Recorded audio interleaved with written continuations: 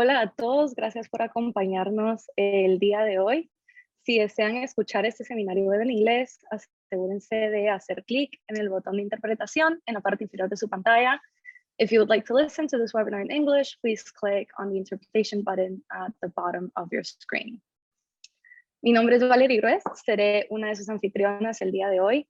Soy una nadadora olímpica de Guatemala y la creadora de esta serie de seminarios web, al igual que la coordinadora de educación y desarrollo de Panama Aquatics. Bienvenidos a nuestra serie de seminarios web, Charlas bajo el agua de Panama Aquatics. Fue creada por y para atletas con el objetivo de crear un espacio de conversación seguro para temas cruciales de desarrollo y apoyo que no se discuten comúnmente en la comunidad acuática. Tenemos un gran webinar preparado para ustedes el día de hoy, disfrutando la experiencia acuática. Vamos a hablar de todo lo que conlleva la trayectoria de un atleta acuático, superando obstáculos en el camino y encontrando la alegría y motivación en el día a día. Tenemos un panel increíble que se une a nosotros hoy mientras nos embarcamos en esta conversación. Ariel Cuasi es un nadador paralímpico argentino, tuvo 4 participaciones en Juegos Paralímpicos y ganó 14 medallas de Juegos Panamericanos. Es licenciado en Publicidad, magíster en Comunicación Organizacional y docente universitario de Fundación UADE. Actualmente es entrenador de natación del Técnico Juvenil Paralímpico Argentino y jefe de equipo de natación paralímpica, así como autor y director del programa deportivo Deport IC, un programa multidisciplinar destinado a deportistas con discapacidad. Montserrat Ortuño es una nadadora mexicana de piscina y aguas abiertas. En la misma edición de Juegos Centroamericanos del Caribe fue medallista de oro en aguas abiertas y un 4º lugar en 800 metros piscina. Además, obtuvo la marca B para Juegos Olímpicos y participó en 2 Juegos Panamericanos y 3 mundiales, 1 juvenil y 2 abiertos. Tiene una licenciatura en Diseño Industrial del Tecnológico de Monterrey y actualmente trabaja como supervisora en una empresa de sistemas de seguridad residencial. Y por último, pero definitivamente no menos importante, María José Sánchez es una clavadista mexicana. A su corta edad ha tenido una gran carrera deportiva, logrando 3 medallas de oro y 1 de plata en 4 ediciones de Grand Prix, 3 medallas de oro en los Juegos Panamericanos Junior y 1 medalla de bronce en el Campeonato Mundial. Antes de comenzar, les detallo brevemente cómo se desarrollará el seminario web. Primero tendremos una discusión abierta con nuestros panelistas y luego pasaremos a nuestra sección de preguntas y respuestas. Así que por favor ingresen sus preguntas en la función de Q&A en la parte inferior de su pantalla en cualquier momento durante el seminario web y así tratamos de responder la mayor cantidad de preguntas posibles. Así que con eso podemos comenzar nuestra discusión con nuestro panel. Y esta pregunta es para cada uno de ustedes. Quien quiera empezar primero, siéntase libre. Queremos saber, cada deporte acuático es emocionante e impactante para los atletas, espectadores y público, ¿no? Así que, ¿qué es lo que más les emociona de su deporte?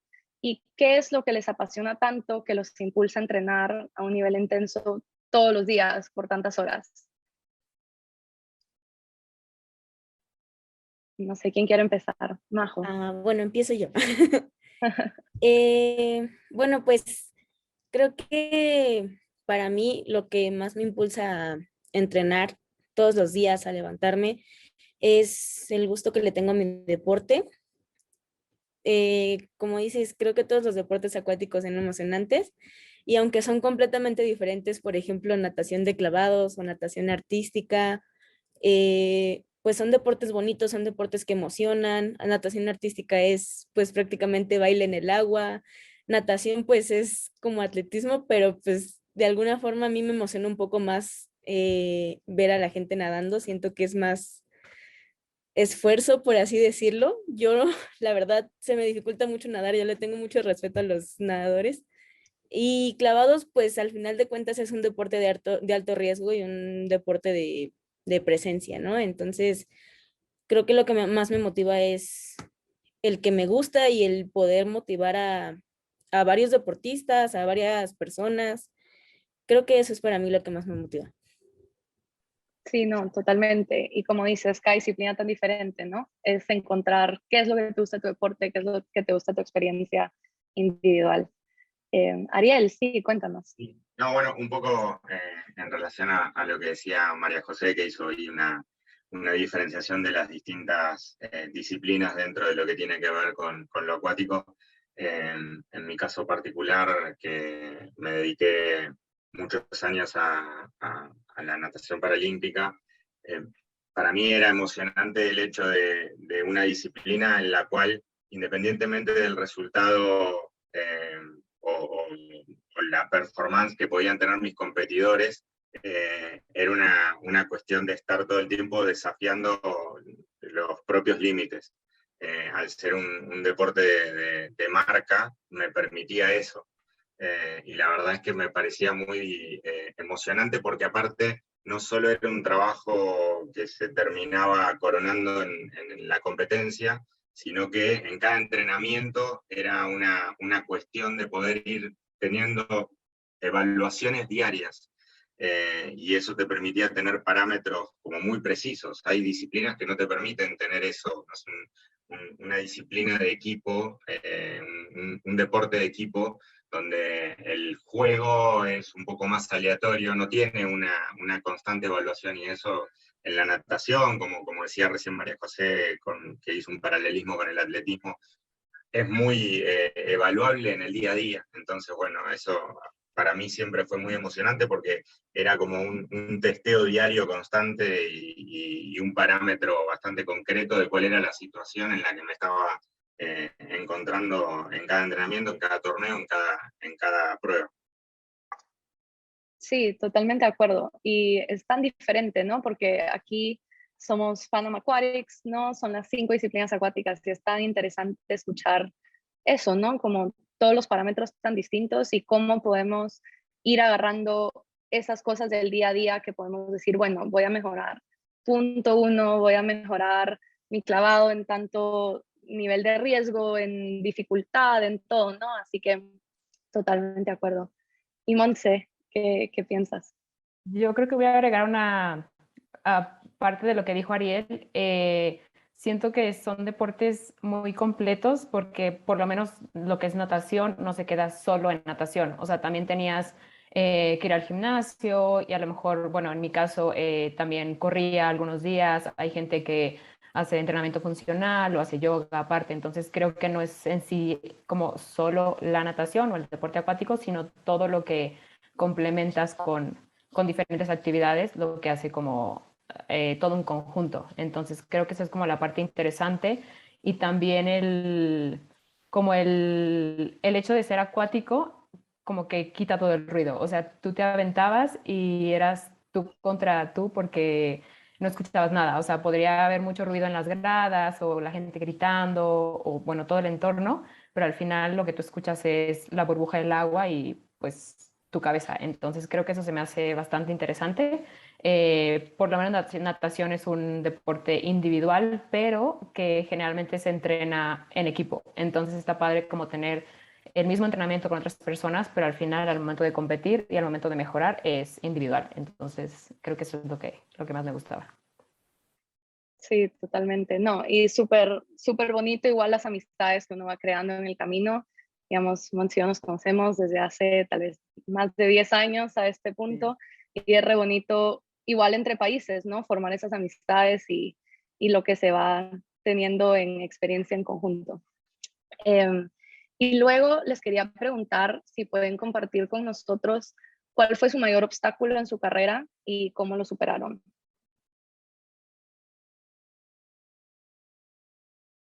No sé quién quiere empezar, Monse. Sí. Creo que como que llega un punto en el que ya tienes siempre la misma rutina, entonces puede llegar a ser un poco, no aburrido, pero te cuesta trabajo, ¿no? Como levantarte o ir a entrenar o hacer doble sesión y todo.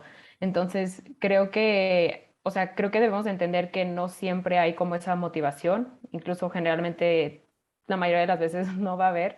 Pero el momento en el que entiendes que es más de como de disciplina y de compromiso con tu deporte, te das cuenta que, o sea, dejas de dudar y simplemente haces las cosas. Entonces te apegas al plan de trabajo y eso hace que eventualmente los resultados lleguen. Entonces creo que es como entender esa parte y que al final van a dar los frutos. Sí, totalmente. Y viendo a lo que acabas de mencionar, de cómo confiar en que los resultados van a venir, ¿cómo, en tu experiencia, cómo fue eso para ti? Como individualmente con tus entrenadores, ¿cómo visualizabas tú esa confianza en que estoy poniendo el trabajo y los resultados van a venir? Pues teníamos un plan de trabajo, entonces lo checábamos al principio de la temporada y decíamos, ok, por ejemplo, este macro son, no sé, 1 año o 6 meses, dependiendo de qué competencia venía, y checábamos, así van las cargas de trabajo, vamos a hacer, no sé, este gimnasio, tantas sesiones de alberca, lo que sea. Y obviamente, antes de llegar a un buen evento, siempre hay competencias como de fogueo, que son intermedias, y en esas competencias te puedes ir dando cuenta las cosas que van mejorando, o si llegas como muy cansado o si tienes como alguna estrategia que quieres experimentar, puedes irlo haciendo en esas para ir afinando detalles y llegar en tu mejor forma pues a la competencia importante. Obviamente hay veces que esa estrategia o ese descenso no funciona, pero siempre es importante, una vez que se termine ese evento, hacer un poco de retrospección y ver qué falló, qué se puede cambiar y volverlo a intentar, como saber que siempre hay como una alternativa y que puedes volverlo a intentar y mejorar otra vez. Totalmente de acuerdo. Sí, súper importante ese proceso. Eh, y no sé, Ariel, María José, ¿nos pueden compartir cuál fue su mayor obstáculo? Bueno, en el caso, en mi caso particular, quizá un poco dado por las vicisitudes que vivimos en Argentina, nosotros estamos quizá en algunos periodos con muy pocas competencias o participaciones a nivel internacional, y el fogueo y el cruce con otros deportistas. Y esos eran quizás los momentos donde más incertidumbre nos empezaba a invadir. Y nada, necesitábamos de un trabajo ahí muy fuerte desde el apoyo psicológico y del equipo de trabajo para poder sostener esos momentos, esas planificaciones. Los deportes acuáticos tienen la particularidad en general que entre evento y evento es mucho tiempo de entrenamiento. Y si no hay, no existen esas situaciones de competencia, ese fogueo con otros nadadores, se vuelve un poco pesado y se hacen lo que hablaba recién Monse, de esos macrociclos que se hacen eternos, y bueno, esos son momentos en los cuales uno, especialmente cuando recién está iniciando la carrera deportiva, se hace la pregunta de si está preparado para sostenerlo. Después uno empieza a entender que es parte del proceso y bueno, se vuelve un poco más normal, pero son momentos en los cuales nada, por distintas situaciones de viajes, de cuestiones económicas, de posibilidades, las participaciones se vuelven un poco más complejas, hasta que después uno entra en un circuito que se vuelve un poco más habitual, pero hasta que se da un poco esa rueda, son dificultades que uno tiene que ir sorteando. Sí, totalmente, totalmente, parte del proceso, ¿no? Y luego lo vamos a platicar un poco más, pero siento que es tan importante eso, ¿no? Cualquier obstáculo que se presenta, como dijo Montse, tener un plan B. Siempre hay una alternativa, no es el fin del mundo. Si te fue mal en una competencia, tampoco es que te ha ido mal, simple y sencillamente no fue el momento. Y es algo que siento que muchos atletas jóvenes les cuesta entender a veces. Digamos, yo me frustraba tanto conmigo misma, decía, pero ¿por qué si entrené tanto? ¿Y qué más puedo hacer, no? Y tener esa alternativa creo que es tan importante. Y la mente positiva, ¿no? De que no es el momento, va a llegar. No aquí se queda eso, ¿no? Gracias por compartirlo. Y María José, cuéntanos en tu caso. Sí, bueno, en mi caso creo que particularmente el obstáculo, por así decirlo, más difícil que he tenido y que todavía estoy luchando contra él es el cambio de cuerpo. Yo, por ejemplo, empecé clavados a los 6 años, fui campeona del mundo a los 14, recién cumplidos, entonces prácticamente era una niña.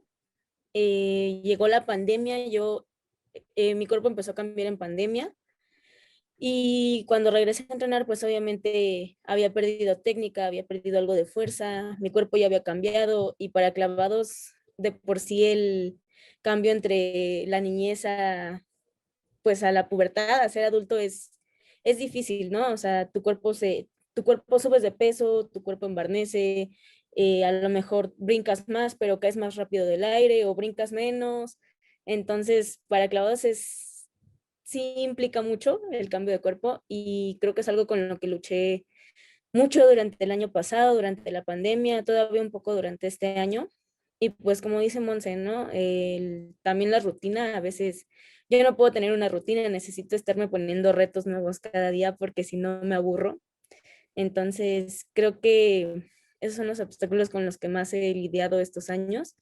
Pero pues al final de cuentas, la motivación no siempre está, pero hay veces que ayuda, hay veces que la disciplina es lo que te hace seguir adelante.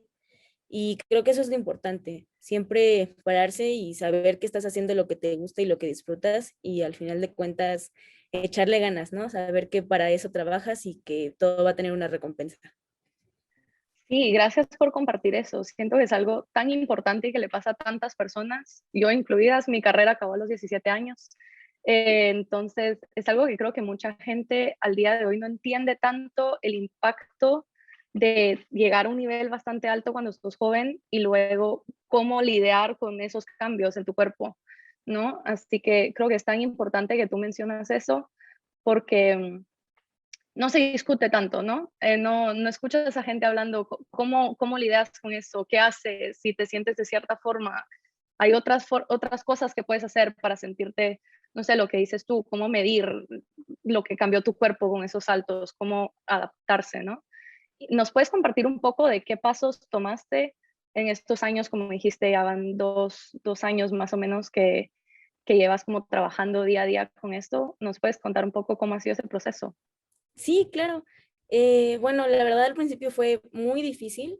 Yo, pues como les digo, mi cuerpo cambió en plena pandemia, Ujú. subí un poco de peso, tuve que bajar porque pues para clavados es estética realmente, entonces también entre pues menos pesas, menos rápido caes para el agua y más fácil es hacer los clavados, que hay gente que pues se adapta a su cuerpo y pues cada quien tiene un distinto peso, un distinto somatotipo, un distinto tipo de cuerpo, pero pues se entrena con chinos, entonces los chinos siempre son así de palitos.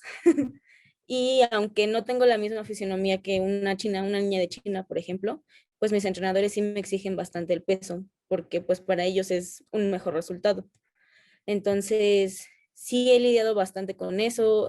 Tuve mucha ayuda de mi preparador físico, de mis nutriólogos, de mis doctores, de todo mi equipo multidisciplinario. Y creo que eso también es muy importante y algo que a veces no se ve o no se toma en cuenta de los deportistas, porque siento que mucha gente piensa que llegamos fácil a donde estamos y realmente no. O sea, tenemos ayuda de todo nuestro equipo multidisciplinario, que son entrenadores, preparadores físicos, nutriólogos, doctores, fisioterapeutas, incluso nuestros papás a veces son un buen apoyo.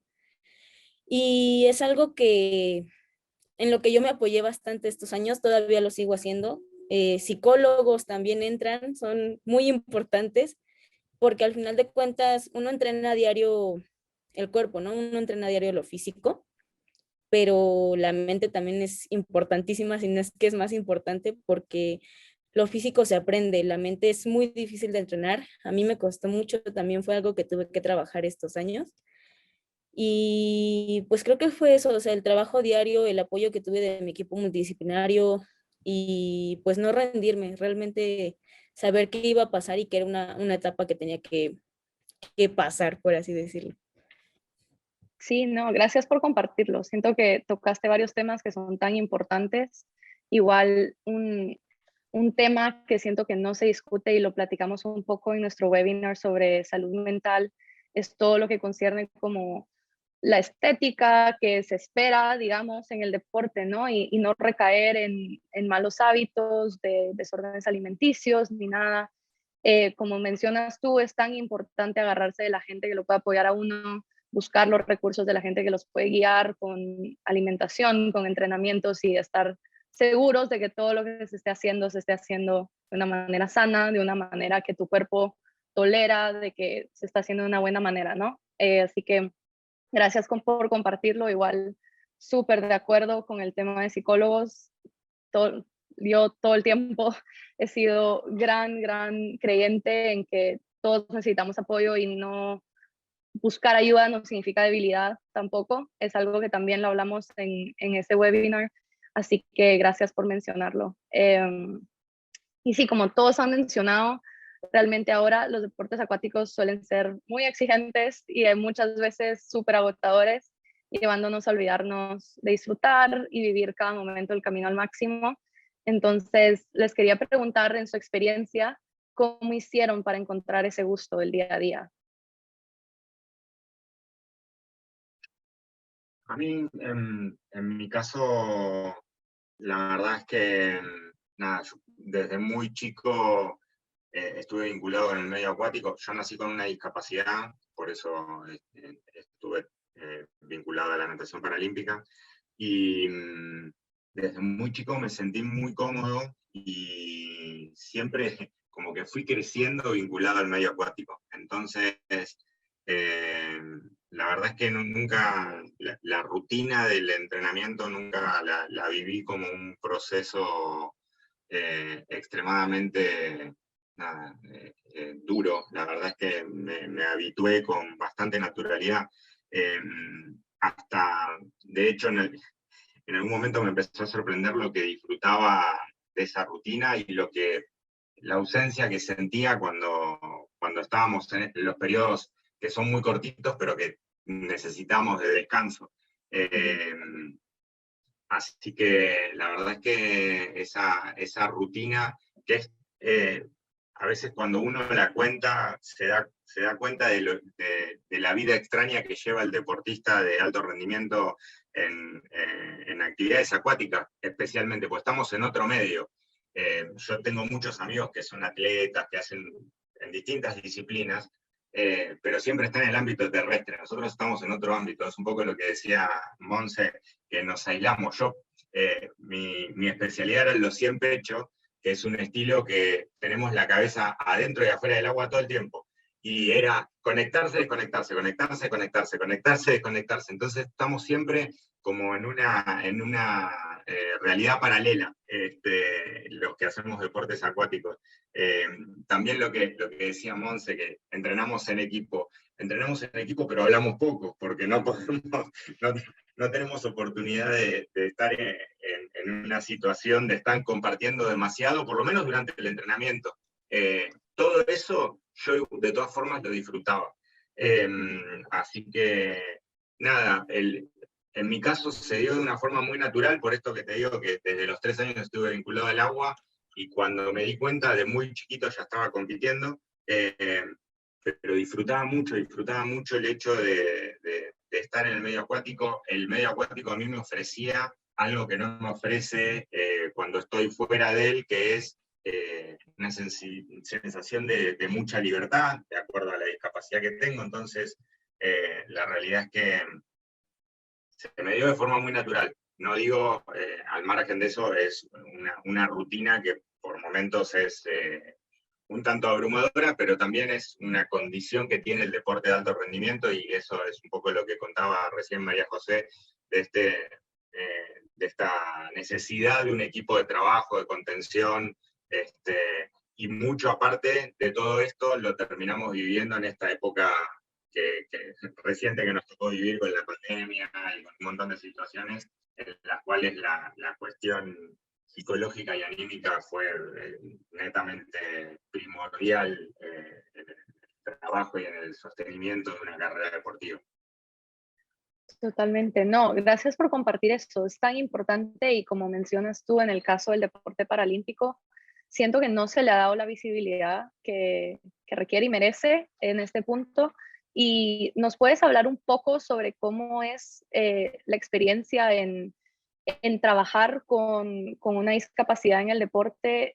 ¿Quiénes son tus tus miembros de apoyo, ¿no? En entrenadores y cuál es el proceso por el que tú pasaste dentro del deporte, como mencionas.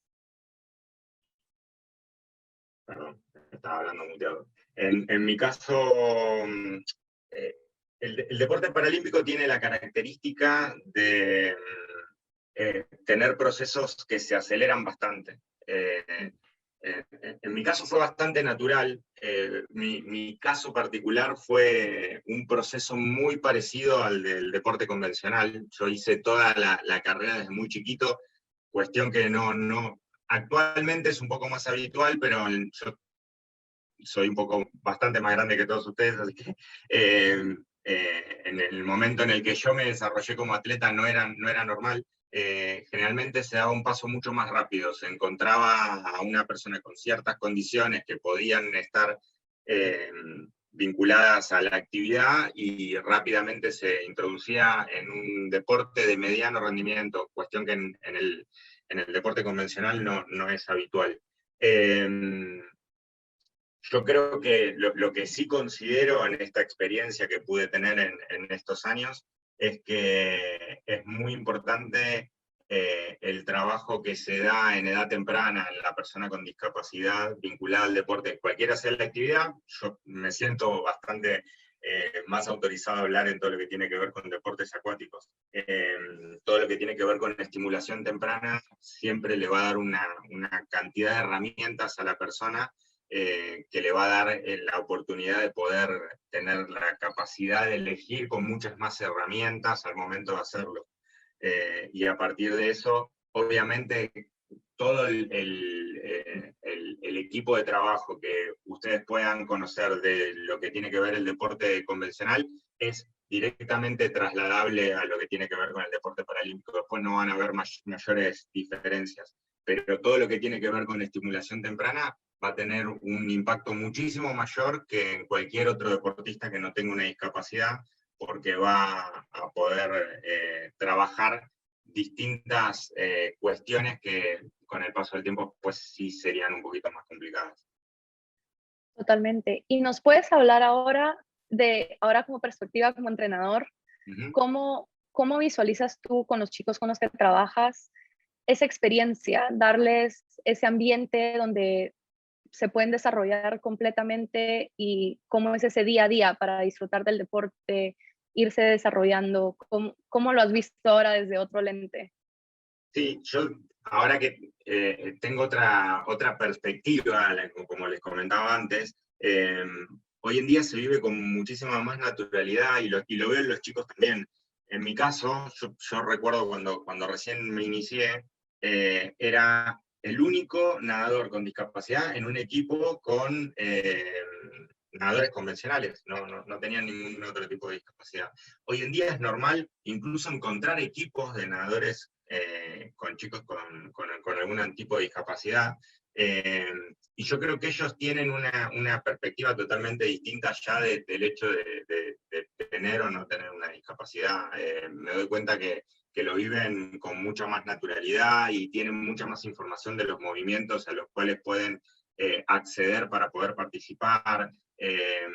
Me parece que hoy en día, más allá de que creo que falta un camino muy importante por recorrer y el tema de la inclusión y la integración todavía están ahí un poco en discusión y se confunden un poco los dos conceptos, creo que se ha avanzado muchísimo y que nada, que me parece que vamos dando pasos hacia adelante. No sé si a la velocidad que a uno le gustaría, pero veo y trato de transmitirles principalmente que disfruten lo que están haciendo, porque bueno, nada, yo tengo la responsabilidad actualmente de trabajar con nadadores juveniles, entonces están en un momento de decisión muy importante, porque nada, están empezando sus carreras universitarias y bueno, nada, están empezando a involucrarse en su vida un poco más adulta, si se quiere.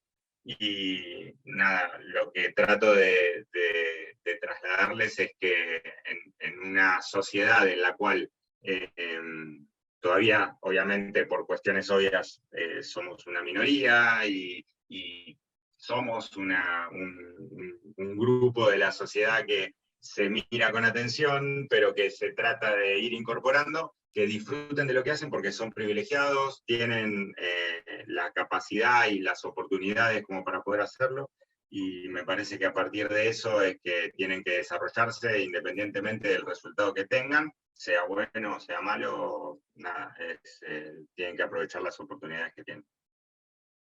Totalmente. Gracias por compartirlo y como mencioné en tu biografía, estás haciendo muy buen trabajo dentro del deporte, así que igual como comunidad acuática es súper importante que todos nos unamos y todos por pasos para dar de regreso al deporte que nos dio tanto a nosotros. Así que qué bueno verte ahora como entrenador también. Y sí, no sé, Montse o María José nos pueden compartir un poco sobre cómo le encuentran ese gusto al día a día.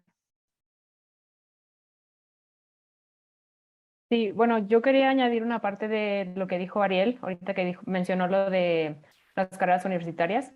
Creo que, por ejemplo, lo que pasó conmigo fue que desde muy chica, o sea, empecé a entrenar con un equipo, estaba en un club deportivo, pero conforme vas creciendo, ese equipo grande se va haciendo cada vez más chiquito. Hay personas que cambian de deporte, hay personas que se van a vivir a otro lado, hay personas que empiezan pues ya se les dificulta con los estudios y dejan de hacer ejercicio. Entonces, conforme vas creciendo, ese círculo se va haciendo más chiquito y llega un punto en el que, por ejemplo, yo cuando estaba estudiando mi carrera, pues también empecé a tener clases no solo en la mañana, también en la tarde o a mediodía. Entonces, aunque todavía tenía a mi equipo, yo tenía que entrenar a otros horarios. Entonces, prácticamente empecé a entrenar sola y creo que es súper pesado. O sea, es muy diferente estar haciendo una serie con una persona en el carril de al lado o atrás o adelante que hacerlo solo.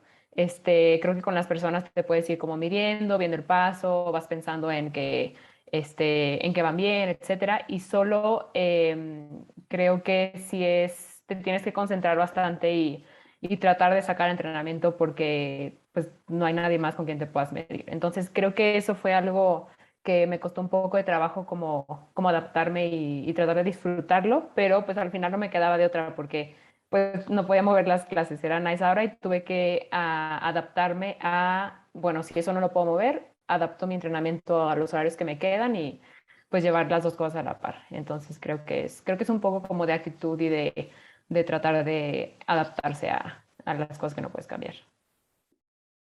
Sí, totalmente de acuerdo. Y nosotros lo platicamos en su momento cuando competíamos juntas, pero sí, es tan difícil. Yo también pasé por súper similar, no por estudios, sino no había nadie en mi equipo con quien eran todos chiquitos, yo era la única grande.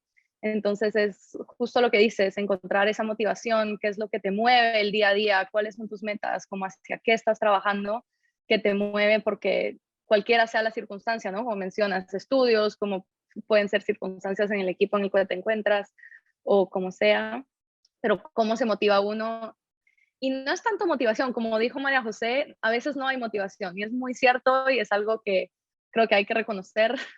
No siempre hay motivación y es cuáles son tus metas, ¿no? O sea, eso es lo que te mueve el día a día de, bueno, hoy estoy cansada, ¿verdad? Tengo muchos estudios encima, los entrenos se acumulan, vienen las competencias, hoy de verdad quisiera quedarme en el sillón y no hacer nada, pero ¿qué es lo que te mueve? O sea, hacia qué es lo que estás luchando ese día a día, ¿no? Y Mons, en tu caso, como te tocó vivir eso, como aparte del adaptar tus entrenos y demás, como cuál fue ese diálogo interno que tú tenías al ir al entrenamiento y saber que te tocas sola, digamos, eso es súper duro, como saber qué tienes que hacer tú para prepararte mentalmente igual cuando llegas al entreno, durante el entreno y después. Creo que tienes que ser muy consciente o estar convencido como de lo que quieres lograr. Entonces, por ejemplo, si ya sabías que en un año eran panamericanos y querías clasificar, o si ya estabas clasificado, pues a lo mejor algún tiempo, algún lugar al que querías llegar, o sea, convencerte de que esa era la meta y que sin importar cualquier otra cosa, tenías que llegar. Entonces, creo que es nada más como no darle tanta vuelta y simplemente trabajarlo. O sea, hacer lo que Sí. tienes que hacer, echarte al agua y decir, bueno, ya estoy aquí, tengo que sacar el entrenamiento, son 2, 3 horas. Y ya después voy a seguir con mi día, ¿no? Con mi rutina, con mis estudios, con el resto de mi día, pero ahorita estas 3 horas tengo que enfocarme en esto. Entonces, y ya, que salga. Y hay veces que obviamente el entrenamiento no sale, a lo mejor estás más cansado, a lo mejor estás más distraído, y por más que quieras, las series no salen, pero bueno, es un día y al día siguiente vuelves a empezar y puedes volverlo a intentar. Sí, y eso es algo que creo que muchos atletas jóvenes les cuesta, a veces como esa frustración después del entreno de que dices, no hice lo que tenía que hacer y entonces ahora ya todo se fue, todo el trabajo que he hecho, no, como dices tú, o sea, un día no define, al día siguiente borrón y cuenta nueva, ¿no? Así que creo que eso es muy importante. Incluso creo que compitiendo, o sea, también pasa que en las competencias, obviamente, bueno, traes un descenso y a veces el descenso no cae en el día que tenía que caer. Ujú. Yo competía generalmente varias pruebas en una competencia, no era de solo una, generalmente metía 800, 1500, 400 y los combinados, entonces tenía como varios días, y a lo mejor el primer día me iba fatal, pero pues ya fue, ¿no? Tienes que decir, bueno, ya fue, ya lo competí, ya se quedó atrás. Y entonces darle la vuelta, porque hay personas que les cuesta mucho trabajo como darle la vuelta a la página y se quedan con, es que me fue mal, la mañana me va a ir igual, etcétera. Ujú. Y es darle la vuelta, seguir con, o sea, descansando, con bien la comida, etcétera. Y al día siguiente es como otra oportunidad, otra página en blanco y te puede ir súper bien y no tiene nada que ver con el día anterior. Sí, súper de acuerdo. Eso es tan importante, no quedarse en qué pasó ayer, eso define el hoy, sino tienes otra oportunidad como darle la vuelta total. Y tú, te tocaba aguas abiertas y piscina, no solo eran los eventos, así que nos puedes decir un poco, porque normalmente era uno o el otro antes, ¿no? Como cuál era ese proceso en, bueno, ya pasó piscina y como tampoco agarrarte de qué pasó en piscina para lo que vienen aguas abiertas o al revés. Sí, pues en aguas abiertas eran 10 kilómetros. Creo que la mayoría de las veces me llegó a tocar primero alberca y luego aguas abiertas.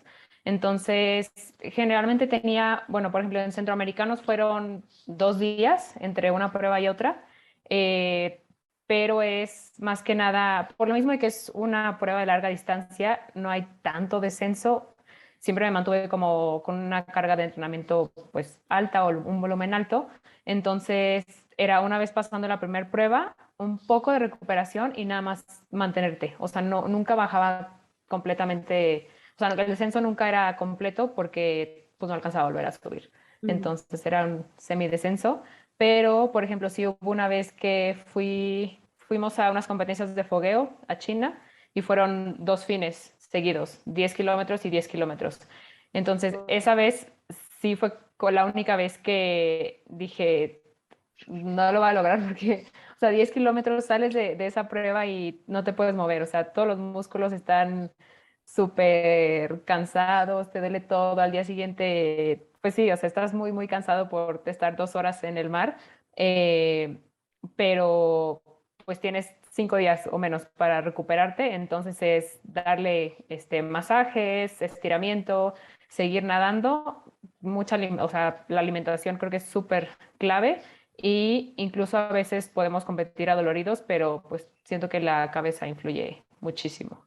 Y hay veces que también te acostumbras a, pues, a competir cansado, también para eso son las competencias de fogueo, También. y sale, sale porque sale, no, no hay de otra. Sí, y creo que es súper importante que mencionas eso porque hay chicos que llegan a la competencia y se sienten un poco cansados y la mente friquea, como no debería estar cansado, no me debería doler esto, como por qué, ¿verdad? Como aprender a reconocer esos patrones, obvio, cada persona es diferente, pero igual no asustarse, ¿no? Como eso Ujú. no define que si te va a ir bien o si te va a ir mal, como tu cuerpo responde de diferentes formas.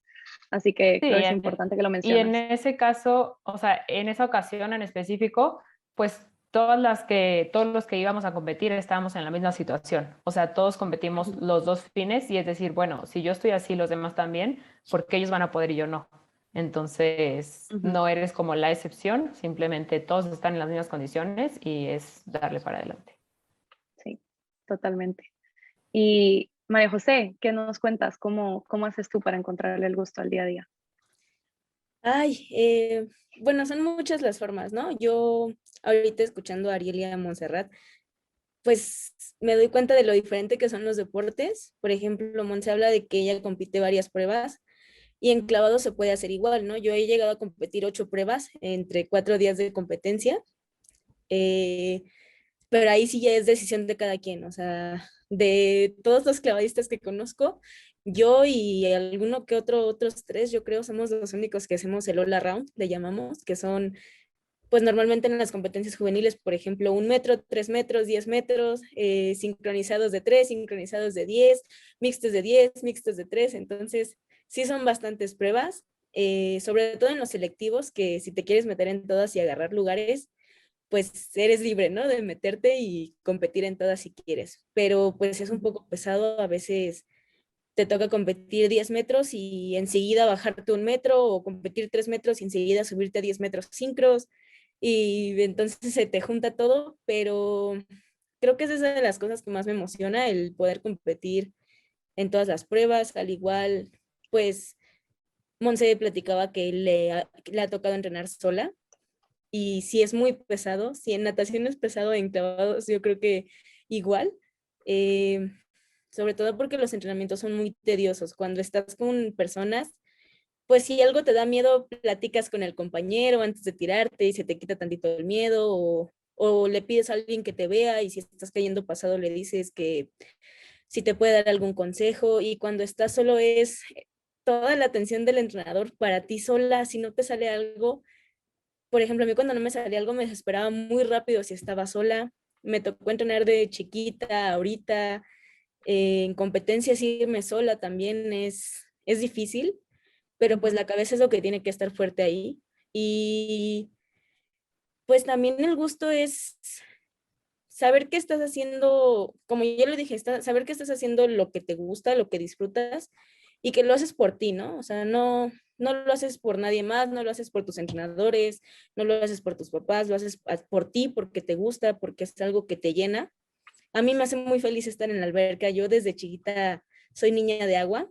A mí me llevabas a Cancún y de la alberca no me sacabas, de la playa no me sacabas.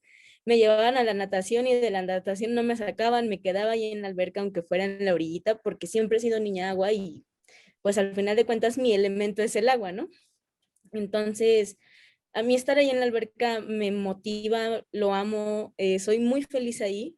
Eh, Nunca estuve acostumbrada a tener descansos. El único descanso que nos daban era 25 en la tarde, 31 en la tarde y el primero porque nos desvelábamos. Pero pues el 2 ya era llegar a entrenar otra vez. Y hace, por ejemplo, en pandemia, que fue un año completo sin hacer absolutamente nada. Digo, obviamente hacía ejercicio en mi casa, pero no es lo mismo. No estoy en el agua, no estoy tirando clavados. Yo amo la plataforma, es mi mejor amiga, yo creo. Y mucha gente me pregunta, ¿no te da miedo? ¿O no ves para abajo y sientes algo? Y yo así de, no, o sea, realmente una ni te da tiempo de ver para abajo, o sea, te tiras y te concentras porque te tienes que concentrar. Pero yo tirarme es lo que me llena de vida, creo yo, me ilumina todo mi día. Entonces creo que es eso, o sea, el disfrutar sobre todas las cosas lo que haces. Pero no solo eso, trae responsabilidades y trae, sí, pues responsabilidades. Realmente yo la primaria, digo, obviamente la hice, ¿no? Pero falté mucho. La secundaria se me hizo un poco más difícil, tuve que ponerme al corriente, tuve que tomar tutorías. Creo que soy la más chica de todos. Ahorita yo estoy cursando segundo de prepa y tengo que organizarme muchísimo. Entreno 3 veces al día, me levanto a las 5 de la mañana para irme a entrenar. Después me voy a desayunar a las 9 de la mañana, otra vez me voy a entrenar, pero en la alberca. En la tarde a las 4:30 a veces entrenamos en la alberca, o a veces vamos al gimnasio de pesas. Entonces, mis tiempos son muy cortos para estar en la escuela, y los fines de semana, por ejemplo, tengo que ponerme muy al corriente con las tareas. Entonces, es muchísima disciplina, son muchísimas responsabilidades, y entre más creces, más se hacen. O sea, yo no sé cómo me voy a ir en la universidad, pero sé que tengo que organizarme mucho más. Pero pues al final de cuentas soy feliz y me gusta lo que hago. Qué bueno escuchar eso, la verdad que me alegra miles. Y no te preocupes, te va a ir súper bien en la universidad, así que eso Gracias. no te preocupes. Pero no, sí, es súper importante lo que dices de que aunque seas joven, aunque estés en el colegio, como mencionó Monse, igual en la universidad, te tienes que súper organizar y mucha gente lo ve como un sacrificio, pero como dices, es lo que te gusta, es tu pasión, es tus metas.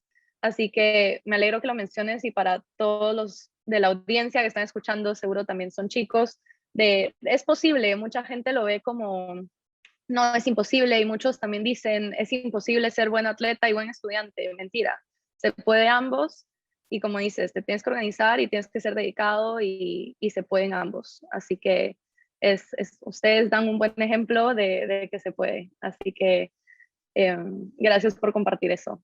Y mi última pregunta es, muchos atletas se preguntan qué deben hacer cuando llegan a esta pared de mejoría. Como atletas, seguro a todos nos ha pasado, a mí me pasó, llegamos a ese punto en el cual no hemos podido mejorar o nuestra puntuación o nuestro tiempo en una competencia por mucho tiempo y uno llega a esa frustración y a esa duda de, bueno, entonces, ¿será que ya no debería hacer esto? Como de verdad vale la pena, ya no mejoro y trato y trato y trato, ya no mejoro, ¿no? Entonces, les quería preguntar, ¿qué han hecho ustedes para superar esa pared de mejoría y cómo hicieron para sobrepasar esa adversidad mental que lleva a muchos atletas a decepcionarse o frustrarse con sus resultados? Bueno, creo que yo estoy justo en ese punto en donde uno no mejora o no ve más resultados, o de chiquita yo veía más resultados a lo mejor, Ujú. pero por ejemplo en clavados creo que sobre todo es eso, que de chiquita yo tenía más grado de dificultad que la mayoría de mis competidoras y pues por ejemplo mi preparador físico le tengo mucha confianza, muchas veces me ha dicho que analice qué era lo que hacía de chiquita, ¿no?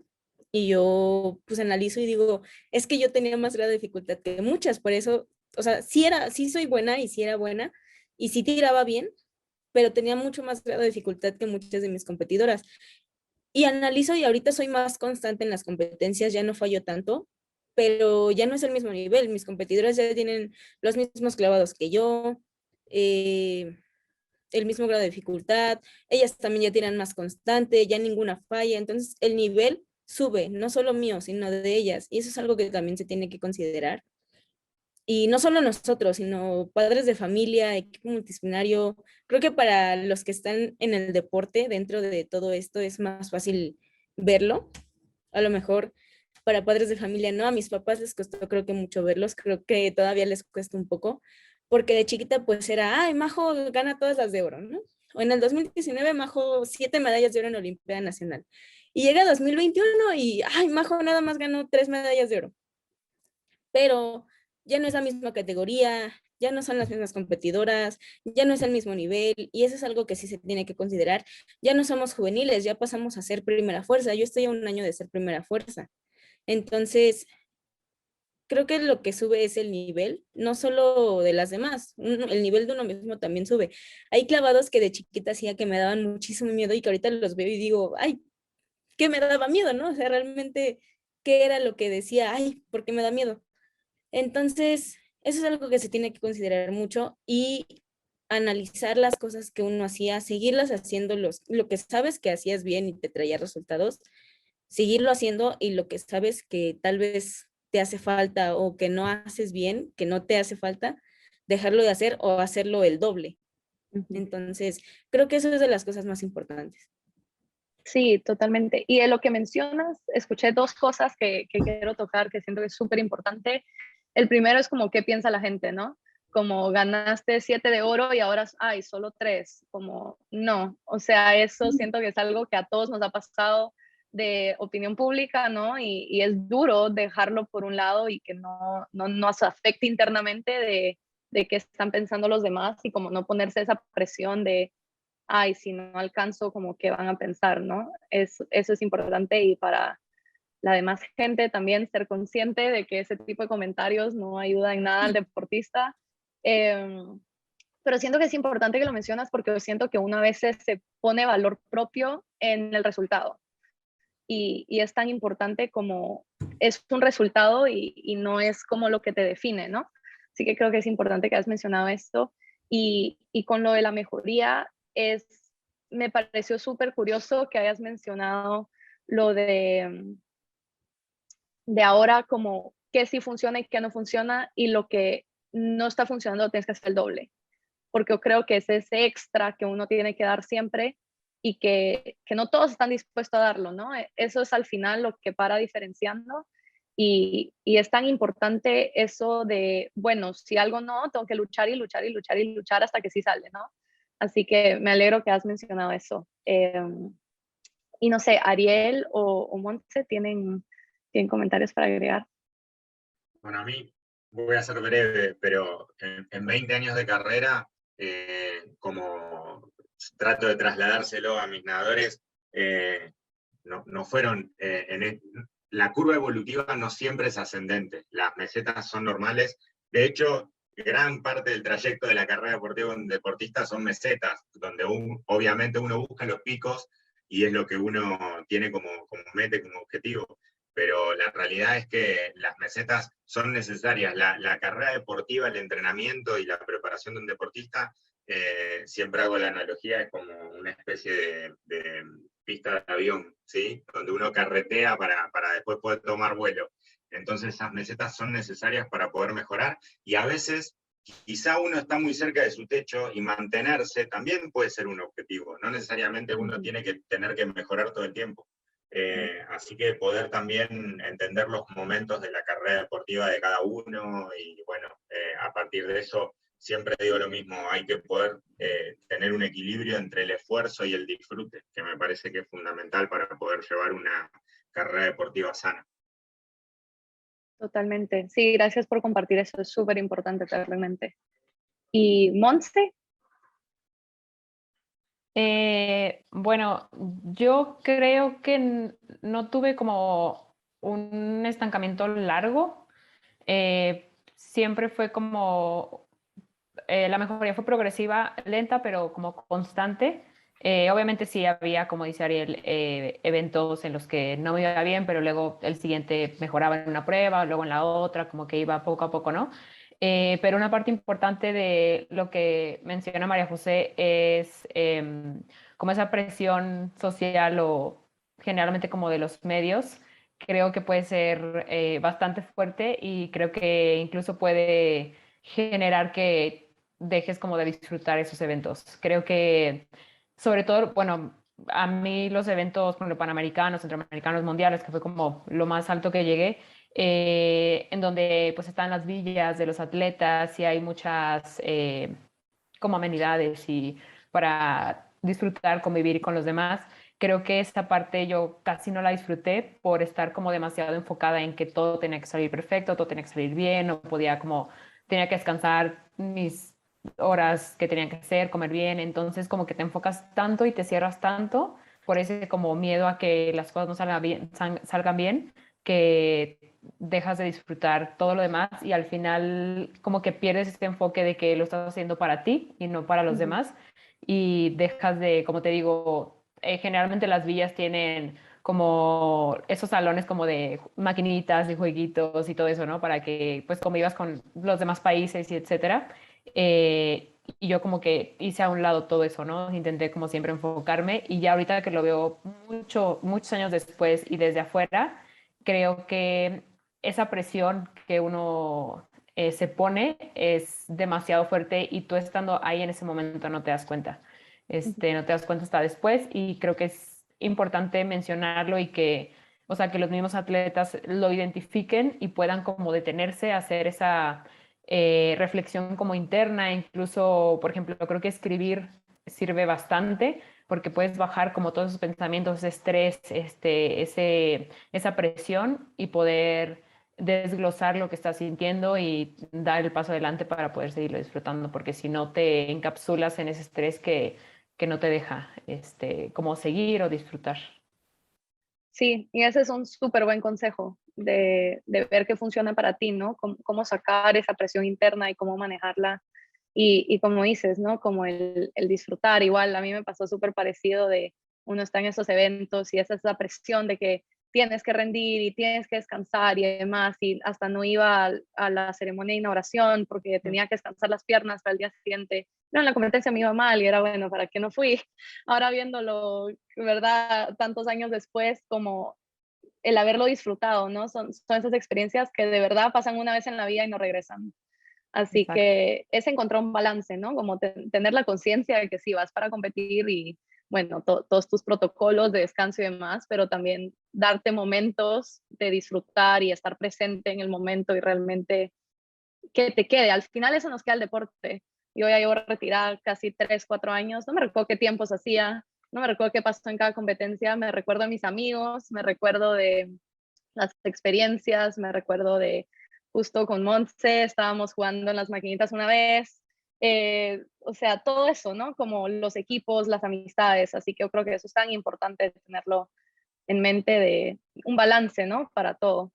Y gracias, se nos ha ido súper rápido el tiempo, pero muchas gracias por compartir con nosotros sus experiencias y ahora tendremos una sección de preguntas y respuestas súper rápida antes de terminar. Así que si, para nuestra audiencia, si tienen preguntas para nuestros panelistas, envíenlas en la función de preguntas y respuestas. Y para empezar, tenemos una, cualquiera de ustedes la puede contestar. ¿Qué tanto es para ustedes el obtener las medallas y reconocimientos, el empujón para hacer las cosas? En lo personal, batallo con esa idea y siento que puede ser peligroso el estar enfocado en los resultados porque no siempre se llegan los resultados que queremos. Ah, bueno, para mí sí se me hace algo peligroso pensar en resultados como tal, en medallas, porque sí son importantes, obviamente. Uno, pues que no se va a sentir bien ganando una medalla de oro, de plata o de bronce, estando en el podio o escuchar tu himno nacional en las competencias internacionales, pues es muy bonito, la verdad. Pero sí se me hace algo peligroso pensar solamente en resultados, porque al final de cuentas, el resultado de una competencia no te define. O sea, te define lo que hagas, lo que trabajes y lo que luches por ese resultado, pero pues como dicen, hay días malos y hay días buenos, y hay días que no se va a dar y hay días que se va a dar, simplemente. Eh, Creo que más bien es trazarse metas, por ejemplo, en clavados, pues hacemos puntuajes, ¿no? O sea, son para mujeres 5 clavados, para hombres 6. Nosotros ya no nos fijamos tanto en las medallas o, ay, el tercer lugar o, ay, el primer lugar. Nos fijamos más en los puntuajes. O sea, no, pues que si en la competencia pasada hiciste 300 puntos, pues busca superarte y esta vez hacer 321. Y también ves, obviamente, las resultados anteriores de las competencias y dices, bueno, con 300 puntos me alcanza para un segundo lugar o para un tercero o para un primero, pero más que nada son los puntos y superarte a ti mismo, no tanto la medalla. Sí, gracias por compartir eso. ¿Y Ariel o Montse, algo que agregar? Sí, quizá, básicamente que creo que es parte de la preparación integral de un atleta, ¿no? Poder tener un análisis mucho más global que exceda el tema de la medalla o el premio, porque si no, sí, no solo se vuelve algo peligroso, sino que vuelve un poco inviable la carrera, porque, bueno, por todo lo que veníamos hablando de las presiones externas, y bueno, me parece que sí es parte de la preparación del atleta, no solo el entrenamiento y el rendimiento deportivo, sino el análisis un poco más global. Sí, gracias. La siguiente pregunta es, ¿cómo superas el estrés de saber que estás haciendo un deporte con cierto riesgo, ¿no? Como nadar en aguas abiertas o tirarse en una plataforma de 10 metros. Bueno, en mi caso, hablando de aguas abiertas, la realidad es que a mí el mar me da miedo, pero pues creo que es como enfocarte en la competencia. No te voy a mentir, pero o sea, los días previos a la competencia, cuando vas como a conocer pues el mar, la corriente, etcétera, sí eran de estrés, pero ya en el momento de la competencia creo que es lo que menos piensas. O sea, estás más enfocado en cómo te sientes físicamente, cómo es el circuito, ir buscando las boyas, porque es mucho de pues, ubicarte, obviamente es un circuito en el mar. La respiración, los abastecimientos, cómo te sientes muscularmente, etcétera. Entonces creo que ya el hecho de ese miedo, como en este caso, como al mar, como a qué hay abajo, etcétera, se va. O sea, no tienes tiempo de pensar en ese miedo porque estás enfocado en todo lo que conlleva la competencia. Entonces creo que es como el enfoque que le das para desviar ese miedo a otro lado y traer otro pensamiento diferente. Sí. ¿Y María José? Sí, creo que como dice Monse, en ese momento no te da tiempo. También hay mucha gente que me preguntan, ¿qué piensas durante el clavado? ¿Qué piensas antes? Y es que no se puede pensar nada, o sea, es un deporte de alto riesgo, sí. Digo, a mí la verdad me daría mucho más miedo nadar en aguas abiertas. Yo me gusta mucho el mar, pero también le tengo mucho miedo. Pero clavados es un deporte de alto riesgo porque puedes llegar a pegarte en la cabeza en la plataforma o en el trampolín. Si el trampolín te agarra de subida y tú vas de bajada y te pegas en la cabeza, pues sí te puedes llegar a morir. Si caes mal y te vas inconsciente hasta abajo del agua, me ha tocado verlo. A mí no me ha pasado afortunadamente, pero me ha tocado verlo y sí es muy peligroso. O sea, cuando te tienen que sacar les cuesta mucho porque es peso muerto, o sea, tú vas inconsciente.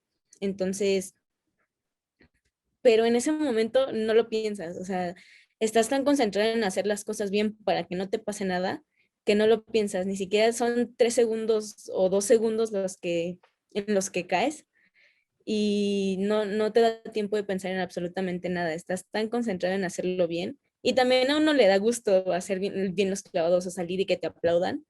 Entonces sí, no es algo a lo que le pongas tanta atención, pasa como a segundo plano o tercer plano y pues queda de alguna forma sin importancia. Sí. Y la última pregunta es para todos, si nos pueden decir brevemente, ¿cuál ha sido su experiencia o momento preferido en su carrera deportiva?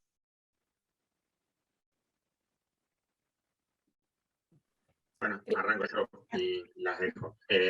Mi momento preferido, o el momento que más me marcó de mi carrera deportiva, sin duda, fue mi primer juego paralímpico. Era muy chico y creo que fue el que me abrió los ojos al alto rendimiento y al lugar al que quería pertenecer y que, bueno, después pude dedicarme mucho tiempo, así que sin duda me marcó como deportista.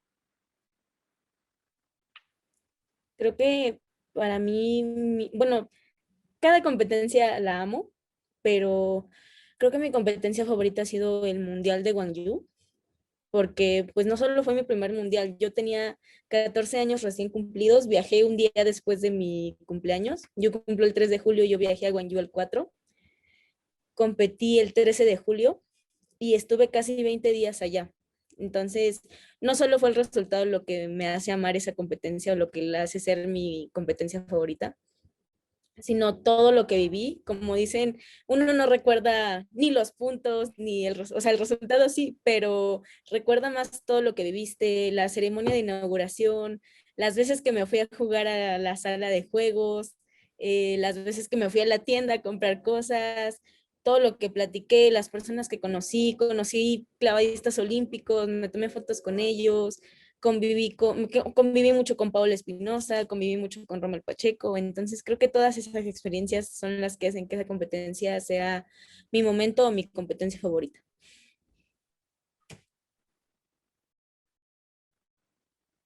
Y bueno, la mía creo que fue Juegos Centroamericanos 2014, que fueron en Veracruz, fueron pues aquí en México. Y en cuanto a alberca, era una alberca que nosotros cada nacional de diciembre competíamos ahí. Entonces, si tú le preguntas a cualquier mexicano de natación cuál es su alberca favorita, probablemente sea esa. Es una alberca que nos gusta mucho y bueno, los juegos fueron ahí, entonces eran en casa, eran en el país, tenía a mis papás ahí, a mi hermano, vamos, el idioma sigue siendo el mismo, te sientes como seguro y también pues hablando de aguas abiertas fue cuando gané oro, este circuito creo que es de las veces que he nadado aguas abiertas que mejor me he sentido. Creo que todo el circuito no llegó a un punto en el que ya me sintiera completamente cansada, me sentía fuerte y lo disfruté muchísimo. Creo que tú nadaste también las dos Sí, cosas, ¿no, Valerie? Creo. nada, también las dos Sí, cosas, sí. sí, Sí, me acuerdo. Y lo disfruté mucho, obviamente, la premiación, estar como en el podium y que la misma gente, pues, de tu país como que te aplauda y te reconozca y luego, pues, quiera platicar contigo es padre, es como único. Y sí, creo que ese fue el evento que más disfruté. Bueno, muchas gracias a nuestros increíbles panelistas, Ariel, Monse y María José. Esta conversación realmente estuvo increíble, así que muchísimas, muchísimas gracias por estar aquí con nosotros hoy. Y también les agradecemos a nuestra audiencia por acompañarnos. Por favor, comuníquese con nosotros en cualquier momento a través de las páginas de Facebook o Instagram de Panama Aquatics. Igual tuvimos varias preguntas que no logramos contestar hoy, así que si las quieren contestadas por nuestros panelistas, mándenos un mensaje por ahí y se las hacemos llegar. Y también los invitamos a unirse a nuestro próximo seminario web, Deporte Seguro en Deportes Acuáticos. Estén atentos por más información en nuestras redes sociales. Así que esperamos que todos tengan un gran resto de su fin de semana y muchas gracias a todos. Adiós.